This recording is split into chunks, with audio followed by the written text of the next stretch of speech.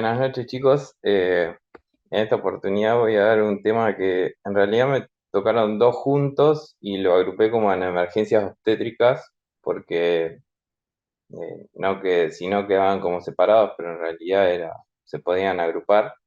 Dentro de estas emergencias que voy a hablar, encontramos una que es el colapso materno y la otra que es la embolia de líquido amniótico está mal, que ya lo dio Santi cuando dimos el módulo de obstetricia, así que voy a dar como un repaso general cortito y más que nada me voy a enfocar en el colapso materno. Con respecto al colapso materno, en su definición cubre varias afecciones médicas que puede ir desde un síncope, o sea, un desmayo con recuperación al íntegrum, y hasta un evento cardíaco catastrófico que termina en muerte, o que puede terminar en la muerte. Es por lo tanto la pérdida parcial o total de la conciencia con efectos a nivel cerebral o cardiovascular y es una emergencia médica. El resultado clínico de este colapso materno depende de la gestión exitosa de los profesionales que están en la atención de la paciente. Para un poco de lo que es las tasas de mortalidad materna general, como primer o sea, la mayor causa de muerte se produce por embolias, la siguen las hemorragias, la hipertensión inducida por el embarazo, donde está la preeclampsia y la eclampsia, infecciones, las miocardiopatías de la paciente, eventos cerebrales, eventos relacionados con la anestesia, que tienen un porcentaje muy bajo, y otras causas médicas. Esta es una tablita que la saqué o sea, los últimos datos en Argentina que había y lo que marcaba eh, más ese análisis era que si bien las causas de mortalidad materna habían bajado, este es el último análisis que hicieron, que fue en el 2021, había aumentado la tasa de mortalidad, pero por una causa que fue la pandemia. Ahí donde habla de enfermedades virales, si se fijan, el número es bastante alto, 228, y todos esos casos se deben por causas de mortalidad por COVID que se incluyeron dentro de lo que sería el colapso materno. Acá, en este cuadrito, puse las causas que pueden causar un colapso materno y tenemos enfermedad cardiovascular, o sea, lo que trae la paciente, las emergencias hipertensivas, el TEP, la hemorragia, la sepsis o el COVID, fallas hepáticas, cetoacidosis diabética, microangiopatías trombóticas y el síndrome de encefalopatía posterior reversible denominado PRES. El 2% de todas estas patologías requieren terapia intensiva y cuando pasan a terapia, según la bibliografía, la mortalidad aumenta bastante. Para ir hablando de cada una, en la enfermedad cardiovascular, lo que tenemos que tener presente son los cambios fisiológicos que se tienen en el embarazo, que ya lo hemos hablado en otras clases, donde hay un aumento del volumen intravascular, disminución de la resistencia vascular, para compensar este aumento de gasto cardíaco, un sistema cardiovascular comprometido que se afecta más a los cambios bruscos en el parto y una hipercoagulabilidad.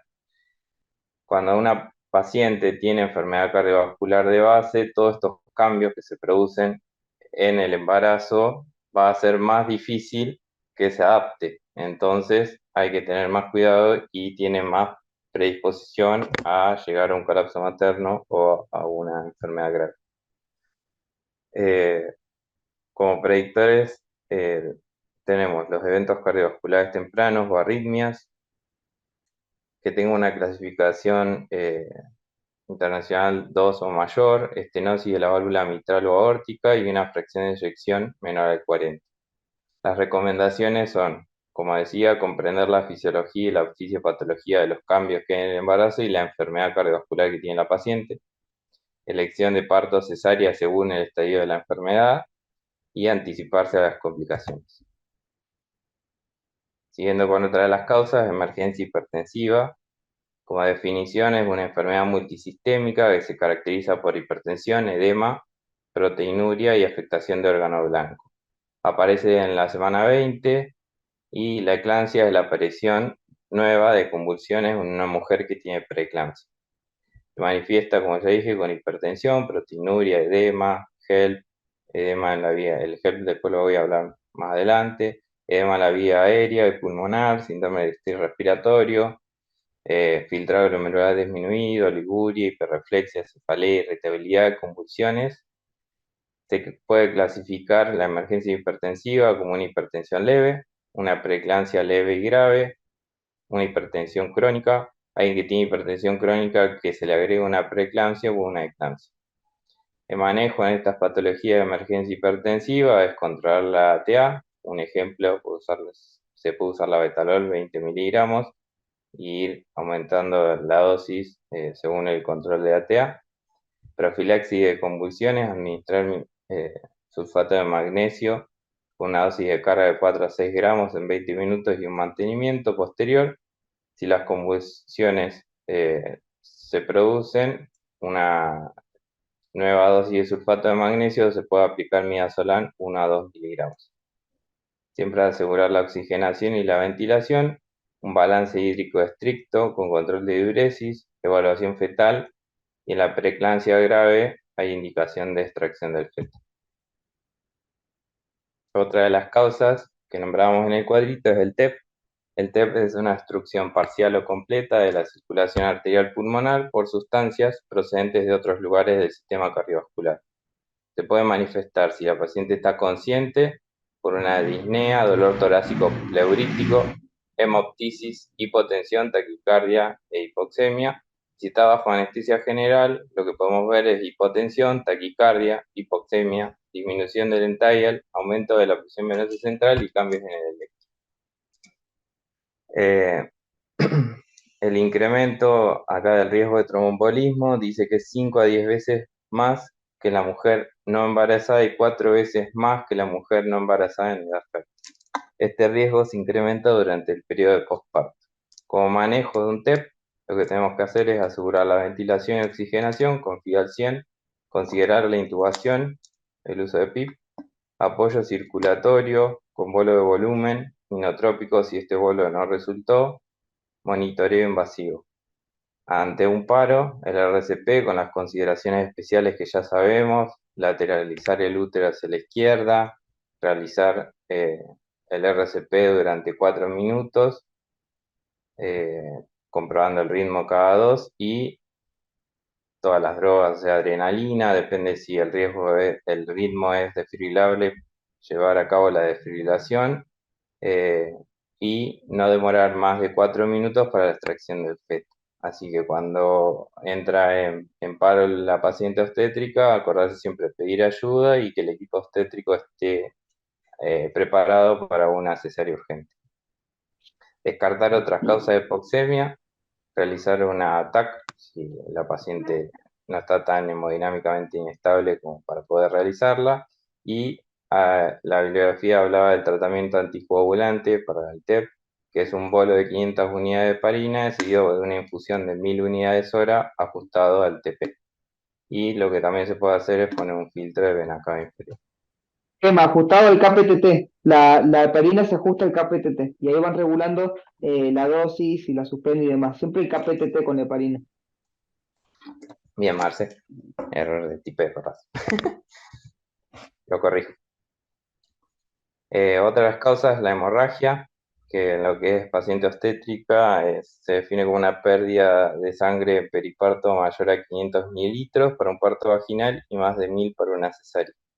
Las causas pueden ser la atonía uterina, que es la causa más frecuente, un 80%, una enfermedad placentaria, como puede ser placenta ágreta anterior y demás, desprendimiento, traumatismo obstétrico o coagulopatía. La prevención, hablaba en casi todas las bibliografías que siempre hay que tener un plan de transfusión masiva en la institución, identificar a los pacientes con riesgo elevado tempranamente y tratar la coagulopatía de forma precoz. Las manifestaciones, vamos a tener una hemorragia normal en vagina o en el sitio quirúrgico de cesárea, taquicardia, hipotensión, bradicardia o desaceleraciones fetales, anemia aguda y un SID con exudado en sitios de punción o coagulación alterada. El manejo siempre es corroborar los signos vitales, pedir ayuda e informar al obstetra, desplazamiento uterino a la izquierda, asegurar la ventilación y oxigenación, identificar y tratar la causa del sangrado, apoyo circulatorio con dos grandes vías, cristaloides y vasopresores, evaluar la medición de la presión invasiva, transfundir en proporción de 1:1:1 los eritrocitos para mantener una hemoglobina mayor a 7, plasma fresco congelado si se prolonga el TP, transfundir plaquetas si es menor a 50 y crioprecipitado si el fibrinógeno es menor a 200. En la anestesia general, reducir los anestésicos volátiles, ya que disminuyen el tono uterino. Sepsis. Es un síndrome de respuesta inflamatoria sistémica causado por una infección grave. Vamos a tener como manifestación una infección con temperatura mayor a 38 o menor a 36, frecuencia cardíaca mayor a 90, hipotensión, taquipnea, estado mental alterado, edema e hiperglucemia. Podemos tener hipoxemia, oliguria, coagulopatía, aumento del lactato, relleno capilar disminuido y livideces en piel. Para el manejo de la sepsis es un diagnóstico precoz y un tratamiento oportuno es lo más importante. Hay una campaña se llama Campaña para sobrevivir a la sepsis, donde habla que el tratamiento en las primeras 3 horas es medir el lactato, hemocultivos y comenzar el antibiótico de amplio espectro lo antes posible y administrar 30 ml/kg de cristaloides en hipotensión. En 6 horas posteriores, vasopresores ante una hipotensión refractaria de este bolo, evaluar antivirales y reevaluar el antibiótico ante los resultados de los cultivos. Control de glucemia con objetivo en 140 a 180 miligramos decilitro y hablaba que administrar hidrocortisona favorecía la evolución de la paciente. Bueno, lo que nombraba del COVID, que en el 2021 se incrementó la muerte materna general, fue más a raíz del COVID-19. Hablaban que tiene una paciente embarazada con COVID, tiene un riesgo de 7 veces mayor de morir durante el embarazo o el parto, más de 3 veces mayor el riesgo de ser ingresada a la unidad de cuidados intensivos, y como dijimos al principio, esto aumenta mucho la mortalidad, 15 veces mayor riesgo de necesitar asistencia respiratoria mecánica, 23 veces mayor riesgo de desarrollar neumonía, que es una de las complicaciones mortales que tiene el COVID, y un riesgo 5 veces mayor de enfermedad trombólica o coágulos en la sangre. Otra de las causas de colapso materno tenemos la falla hepática. La patología hepática complica en general el 3% de todos los embarazos. Dentro de lo que es falla hepática, puedes tener la falla hepática fulminante, que es una enfermedad hepática grave de etiología diversa, que se asocia a encefalopatía secundaria, ocurre en un periodo posterior a 2 semanas luego de que le aparece ictericia a la persona, una función hepática previa que era normal. Y por otro lado tenemos el hígado graso agudo del embarazo, con esa sigla, que los criterios son una disfunción hepática de progresión rápida, con ictericia y coagulopatía, encefalopatía hepática y evidencia de que previamente el hígado era sano. Los síntomas va a tener la paciente dolor abdominal, náuseas y vómitos, puede progresar rápidamente insuficiencia hepática con coagulopatía, encefalopatía y muerte. El tratamiento es terminar el embarazo y después de esto la paciente comienza a mejorar. Nosotros como manejo anestésico lo que tenemos que hacer es mantener una buena perfusión, evitando la hipotensión y la hipoxemia.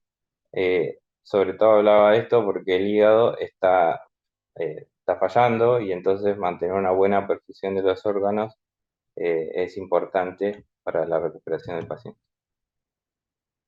Otra de las causas es la cetoacidosis, como definición, acidosis metabólica asociada a una hiperglucemia y niveles altos de cetoácidos en sangre y orina. Vamos a tener como manifestaciones náuseas, vómitos, hambre, dolor abdominal, sudoración, confusión o alteración de la conciencia, hipovolemia, hipotensión, taquicardia, acidosis metabólica con hiato aniónico creciente, hiperventilación, la respiración del Kussmaul, poliguria y oliguria. El manejo es confirmar el diagnóstico con una muestra de sangre y orina, asegurar la ventilación y la oxigenación, aportar volumen de 500 a 1000 mililitros, iniciar la insulinoterapia de 10 unidades endovenosa y luego una infusión de insulina regular de 5 a 10 unidades hora. Bicarbonato en acidosis con pH menor a 7,1, repetir el laboratorio cada 1 a 2 horas hasta normalizar los valores y tratar la causa que llevó al paciente a una cetoacidosis. Entre las últimas dos causas que nos quedan de colapso materno están las microangiopatías. Las microangiopatías trombóticas es un conjunto de síndromes clínicos que se asocian a anemia hemolítica, trombocitopenia y disfunción orgánica, que principalmente afecta riñón y cerebro. Tiene una alta morbimortalidad y su diagnóstico y tratamiento precoz son esenciales. Se clasifican en primarias y secundarias. Las primarias está la púrpura trombocitopénica trombótica y el SHU, y las secundarias en el contexto de enfermedades autoinmunes. En el embarazo aparecen el síndrome de HELLP, en el SID por infecciones, como puede ser en un paciente VIH, Epstein-Barr, en neoplasias o algunos medicamentos, y el tratamiento, en este caso cuando son secundarias, van dirigidas a la causa. Como nombramos el HELP acá, bueno, este es un algoritmo que después se los dejo para lo que sería el tratamiento de las microangiopatías trombóticas primarias. Y vamos a hablar un poquito del HELP. La definición es parte de las complicaciones de la preeclampsia, se desarrolla en un 10 a 20% de los embarazos, con preeclampsia severa o eclampsia. La mortalidad es bastante variable, va del 1% al 24%, y en lo que respecta al feto puede ir del 7 al 60. Los factores de riesgo son multiparidad, edad mayor a 25 años, raza blanca, antecedentes de aborto, diabetes, hipertensión, enfermedad renal y obesidad. El diagnóstico del síndrome de HELP se hace con plaquetas menores a 100.000, aumento de las transaminasas hepáticas por 2 o 3, anemia hemolítica microangiopática, por eso estaba dentro de las microangiopatías trombóticas, con presencia de histocitos, elementos de hemólisis, con aumento de la bilirrubina indirecta mayor a 1,2 miligramos de decilitro, o incremento de la LDH mayor a 600 unidades litro o más de 2 veces el valor normal. Para el manejo del HELP, si las condiciones maternas lo permiten, se habla de la maduración fetal con corticoides durante 48 horas, realizar la cesárea con técnica regional de elección, con un poco de mayor ventaja de la peridural con catéter por mejor incidencia de hipotensión grave. Si las plaquetas son menores a 50.000, se debe transfundir concentrado de plaquetas antes de la realización de la anestesia neuroaxial. Y si la cesárea es urgente y debe realizarse anestesia general, la morbimortalidad aumenta bastante por riesgo de sangrado ventricular y complicaciones en la vía aérea. Perdón, ventricular, ¿qué es lo que es sangrado ventricular? Cerebral, Ah, riesgo de perfecto, sangrado ventricular cerebral. perfecto. Y por último, el síndrome de encefalopatía posterior reversible, PRES. Este nunca lo había escuchado, pero bueno, figuraba en las causas y fui a buscar un poquito. Es una de las manifestaciones neurológicas en grado variable asociada a edema cerebral posterior hemisférico transitorio. La paciente tiene cefalea aguda que no localiza, que no cede a la analgesia, como embotamiento, malestar general, letargia, confusión, estupor, náuseas, vómitos, hiperreflexia, puede producir convulsiones tónico-clónicas y trastornos visuales. El manejo de sospecha y diagnóstico precoz y oportuno con técnica de imágenes, como vemos ahí en la red, está marcado con las flechitas donde se produjo eh, el edema. Trabajo multidisciplinario donde se debe incluir un neurólogo, oftalmólogo, obstetra, por todas las manifestaciones que dijimos para que el diagnóstico sea preciso y diferenciarlo de la preeclampsia. Medidas generales de hidratación, oxigenación, electrolitos y tratar los trastornos de coagulación.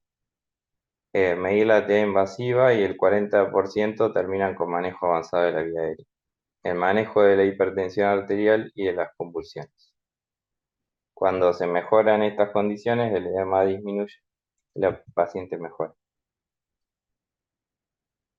Muy bien. Y en lo otro que hablábamos de emergencias obstétricas, vamos a hablar un poquito de la embolia de líquido amniótico. Ya tuvimos una clase de esto, así que va a ser un poquito más cortito. Diagnóstico clínico basado en colapso cardiorrespiratorio y coagulopatía en ausencia de otras condiciones suficientes para explicar estos síntomas. No hay hallazgos séricos o histológicos específicos de una embolia de líquido amniótico. Tiene una alta tasa de mortalidad, es la segunda causa de muerte materna en el parto en Estados Unidos o con lesión neurológica permanente. El diagnóstico es clínico. Al principio se hablaba de encontrar histológicamente líquido amniótico, alguna parte que pase del feto, pero en realidad el diagnóstico es clínico. Se produce un colapso cardiovascular agudo, una hipotensión severa, dificultad respiratoria, hipoxia, convulsiones y coagulación intravascular diseminada. En el laboratorio de imagen encontramos un dímero D elevado, un fibrinógeno bajo y una trombocitopenia, hematocrito bajo y glóbulos blancos elevados, ya que se produce una reacción inflamatoria, eh, RX de tórax con infiltrados bilaterales y un electro específico donde puede aparecer arritmias, taquicardias, trasístoles, taquicardia ventricular, sistolia o actividad eléctrica sin pulso. Los factores de riesgo para esta patología son la multiparidad en edad materna avanzada, cesárea, parto vaginal instrumentado, anomalías placentarias, preeclampsia y eclampsia. En el manejo, lo que tenemos que hacer es reconocerlo rápidamente, tratamiento de soporte, complejizar a la paciente, reanimación inmediata y extracción del feto.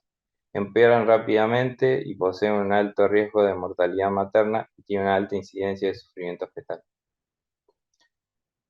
En el manejo de la crisis, pedir ayuda, equipo obstétrico, neonatología y de anestesia, de soporte, no quedarse solo. Si la paciente se encuentra en paro, iniciar el RCP inmediatamente, cesárea urgente si no hay retorno a la circulación espontánea luego de 4 minutos, y recordar lateralizar siempre el útero hacia la izquierda cuando se está haciendo el RCP y aún cuando se recuperó la circulación espontánea. La paciente no se encuentra en paro, lateralizar el útero, asegurar la ventilación y oxigenación con FIDA al 100, detener el sulfato de magnesio si estaba pasando, ante una sospecha de que tenga una intoxicación por sulfato de magnesio, aplicar cloruro de calcio de 500 a 1000 miligramos, instaurar un monitoreo básico si ya no lo tenía, accesos venosos de gran calibre, infundir cristaloides o coloides, apoyo con vasopresores si es necesario, vía arterial, vía central si es necesario para pasar vasopresores prolongadamente, ya que tuvimos una clase que en poco tiempo no es necesario. Administrar ácido tranexámico con gramo, obtener una muestra de grupo y factor y iniciar el protocolo de transfusión masiva, mantener la normotermia, análisis frecuente de gases arteriales, hematocrito y coagulación, y si no tiene pulso, cuando estamos haciendo todo esto, pasamos al punto 1. Como complicaciones de la embolia de líquido amniótico podemos tener anomalías electrolíticas, una hemorragia masiva, síndrome de estrés respiratorio agudo, neumonitis, hemorragia cerebral, anoxia cerebral, parada cardíaca, ya lo hablamos, sufrimiento fetal o muerte. Hay diagnósticos diferenciales, y acá nombro algunos y qué se puede ver diferencialmente con esos diagnósticos, ya que la embolia de líquido amniótico no es un diagnóstico fácil, es más, está bastante subdiagnosticado y por eso la alta tasa de mortalidad. Comparado con una hemorragia obstétrica grave, puede causar hipotensión potencialmente mortal y trastornos hemostáticos, pero tiene un evento antecedente y una ausencia de compromiso respiratorio en un primer momento, ¿no? Y vamos a ver el sangrado o signos indirectos. Sepsis, hipotensión y puede causar tanto hipoxia como coagulopatía, pero el inicio de la sepsis es raro que sea agudo, abrupto, sino que es más insidioso y se asocia con hipertermia o hipotermia materna. En lo que es anafilaxis, si bien la embolia de líquido amniótico se trata como un síndrome anafilactoide, hay hipotensión e hipoxemia, pero coagulopatía y ocurre en asociación con la exposición a un alergeno conocido, que puede ser el látex, puede ser algún fármaco que se administró recientemente, además. Con respecto a las complicaciones anestésicas, un bloqueo neuroaxial alto se puede asociar con hipotensión y compromiso respiratorio, pero no incluye una coagulopatía y tenemos, bueno, el evento neuroaxial, ¿no? Una embolia gaseosa o venosa pulmonar, hay hipotensión e hipoxemia, pero no se asocia a coagulopatía, perdón, y me faltó una. Y colapso hemodinámico por una etiología cardíaca primaria, o sea, la paciente, como un infarto agudo de miocardio, no se presenta con coagulopatía y generalmente los pacientes tienen factores de riesgo, como habíamos hablado. Y por último, presento un caso clínico para hacerlo un poco más interactivo. Esta es una mujer, gesta 4 para 2, abortos 1, de 42 años, 37 semanas de gestación, se presenta para un parto por cesárea programada por hipertensión gestacional. Inmediatamente después del parto de un bebé varón sano de 3 kilos, la paciente se siente confundida. Sus signos vitales son frecuencia cardíaca de 115, presión arterial de 82,50, saturación de oxígeno de 87 con aire ambiente.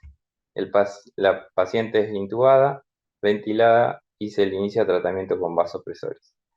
Durante la reanimación se observa sangrado profuso de la herida abdominal, los sitios intravenosos y las membranas mucosas. Pronto sufre un paro cardíaco y muere.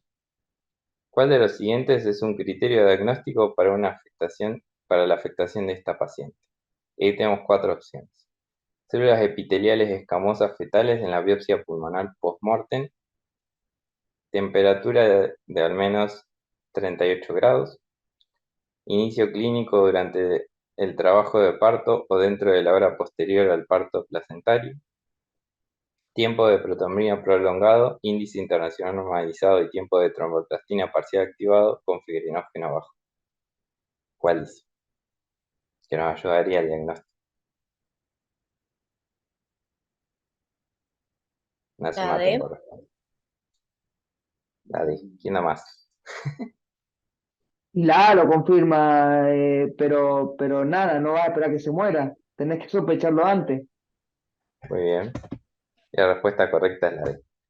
Algunos datos. Después, esto se estableció, que Santi lo dijo en su clase, después de un simposio de consenso de medicina materno-fetal, propuso como diagnóstico el colapso cardiopulmonar repentino o hipotensión con hipoxia, que es lo que le pasó a la paciente, documentación de coagulación intravascular diseminada utilizando criterios modificados para el embarazo, inicio durante el trabajo de parto dentro de los 30 minutos posteriores al parto placentario y ausencia de fiebre.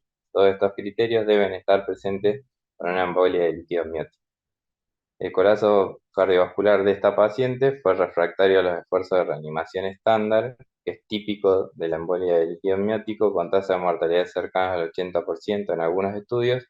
De los que sobreviven, muchos quedan con disfunción cardíaca, renal, neurológica y pulmonar grave. Gracias. Esta es toda la bibliografía que usé.